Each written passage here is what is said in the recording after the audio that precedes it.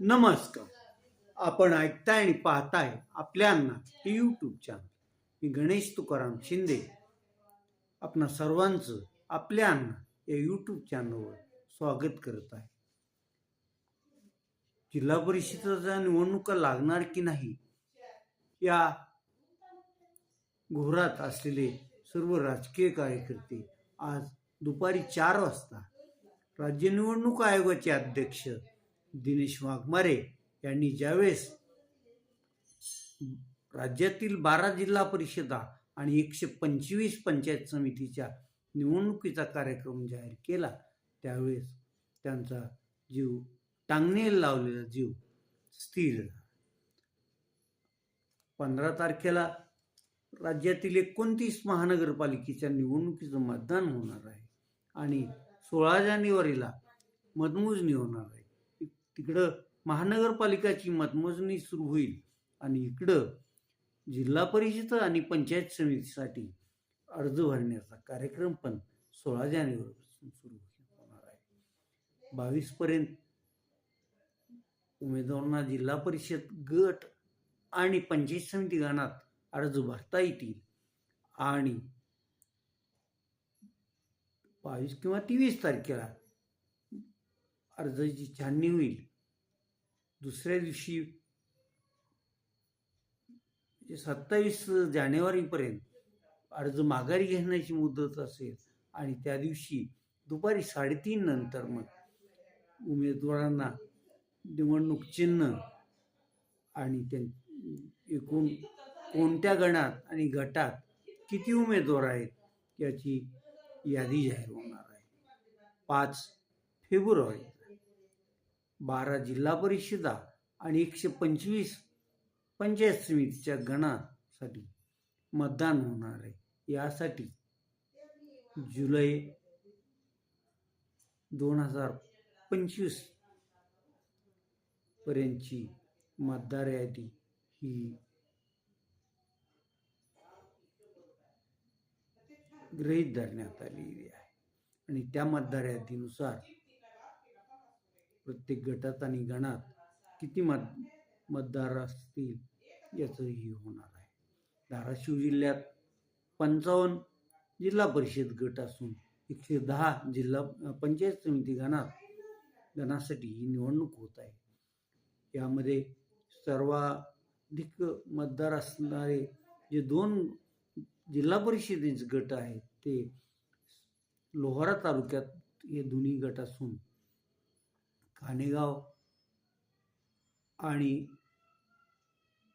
सास्तूर हे ते गट असतील. यात 20,000पेक्षा जास्त मतदार असणार आहेत. सर्वात कमी मतदार असलेला गट हा 18,000चा असून सर्वाधिक मतदार संख्या असणारा गट हा 23,300च्या पुढं मतदारसंख्या असणार आहे. पंचायत समिती गणात सर्वात कमी मतदारसंख्या असलेला गण हा खासदार ओमप्रकाश राजे निंबाळकर यांचं मूळ गाव असलेला गोवर्धनवाडी हा गण आहे. तर सर्वाधिक मतदार असणारा पंचायत समितीचा गण हा कळंब तालुक्यातील येरमाळा आहे. त्या गणात 12,000पेक्षा अधिक मतदार आहेत.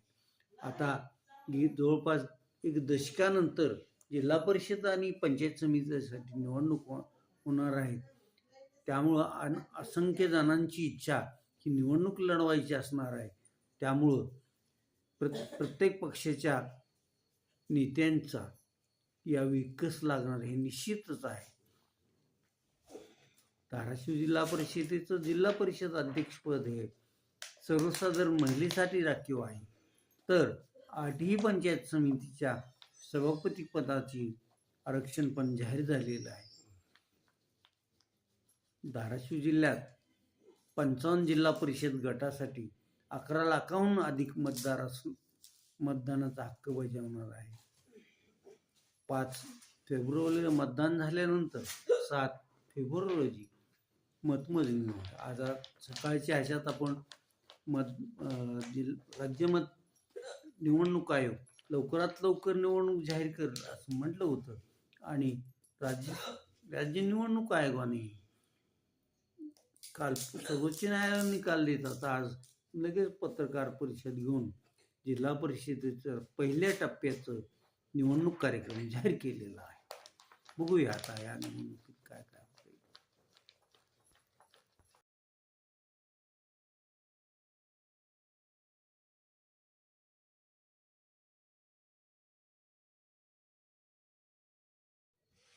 तुळजापूर तालुक्यात खडकी जे की गाव सोलापूर आणि धाराशिव जिल्ह्याच्या सीमेवर आहे, त्या खडकी येथील माळावर 2000 वर्षापूर्वीचे चक्रव्यूह निदर्शनास आले आहे.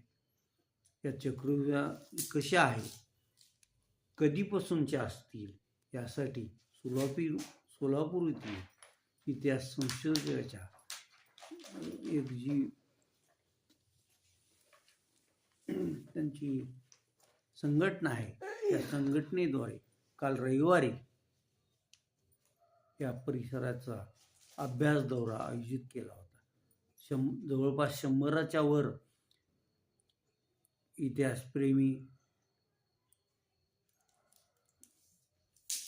लोकांनी यात सहभाग नोंदवला होता.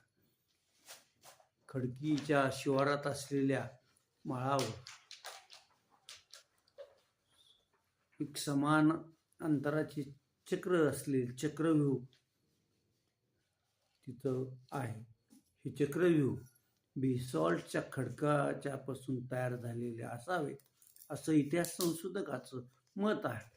आणि हे चक्रव्यूह आपल्याला पुरातन संस्कृती, इतिहास याचं दर्शन घडवतात असं इतिहास संशोधकाचं म्हणणं आहे. चक्रव्यूह कशी सापडली तर या बोरामणीच्या ह्याच्यात सोलार आपली विंड एनर्जीसाठी जमिनीचं सर्वेक्षण करताना हे चक्रव्यूह त्या बोरामणी आणि सोलापूर जिल्ह्यातील बोरामणी आणि तुळजापूर तालुक्यातील खडकी या गावांच्या शिवारात सापडलेले आहे. हे चक्रव्यूह कशासाठी केले असतील, कसे तयार झाले असतील याच्याबाबत अभ्यास व्हावा आणि हे चक्रव्यूहाचं संरक्षण जतन करण्यासाठी पुरातत्व विभागाने पुढाकार घ्यावा असं इतिहास अभ्यासकांचं मत आहे. आता याकडं केंद्र आणि राज्य सरकारचं पुरातत्व विभाग कधी लक्ष देतोय, कधी या संबंधात अभ्यास सुरू करते, याकडं सोलापूर आणि धाराशिव जिल्ह्यातील लोकांचं लक्ष लागून राहणार आहे.